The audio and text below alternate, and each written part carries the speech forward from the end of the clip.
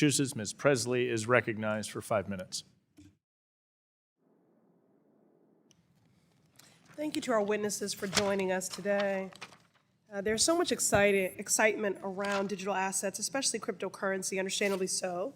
Cryptocurrency is the new thing, it's shiny, it's flashy. People on the internet are always telling stories about how much money they're making on their investments in the latest coin.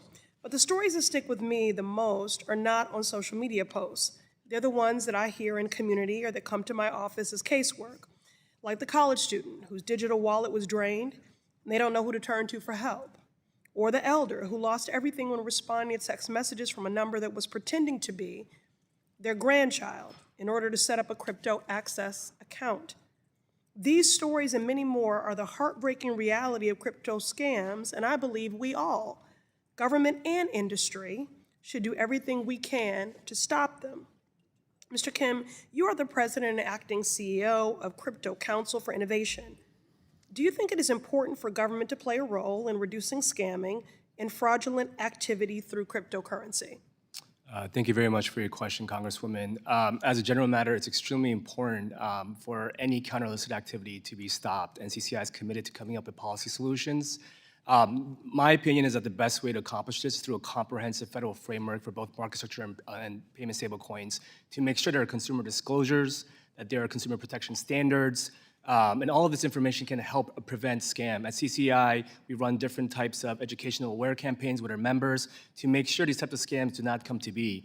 In the US, centralized exchanges, as my colleague to the right of me mentioned, they are subject to robust AML-CFT oversight, but no amount of counter-illicit activity is acceptable, and CCI is committed to working with you and your office to making sure that we promote awareness and education to best stop consumer scams. Thank you. My next question is for the entire panel of witnesses. So please raise your hand if you oppose crypto scams and support protecting consumers. Excellent. Let the record reflect that every single witness today raised their hand.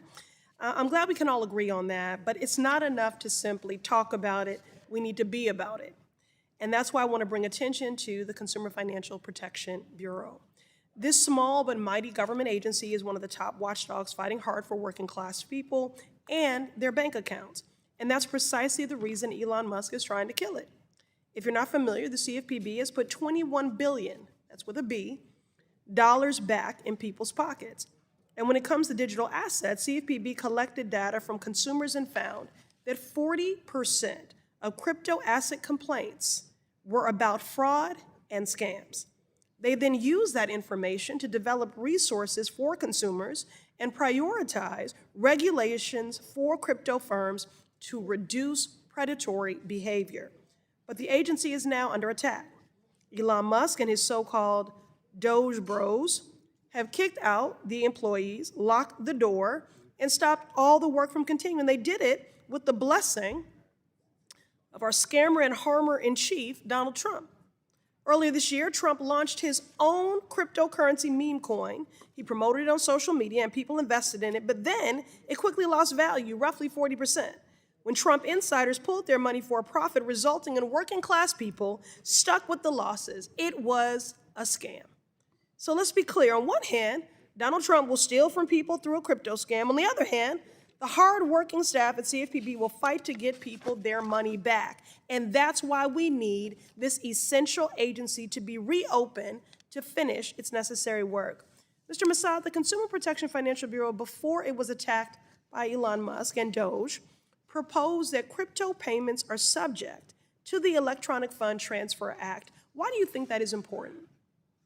Well, I think, Congresswoman, thank you for the question. I think we have to have a complete framework of regulation, and particularly given the fact that the industry likes to push back against whatever regulator is trying to do something. And to your point about shutting down the CFPB, we cannot build strong financial markets if we're going to sort of regulate by a pendulum swing, sort of go way over here, one administration, then go way over here, the other administration. I mean, reasonable people can disagree with some of their rules, but you don't shut down the agency.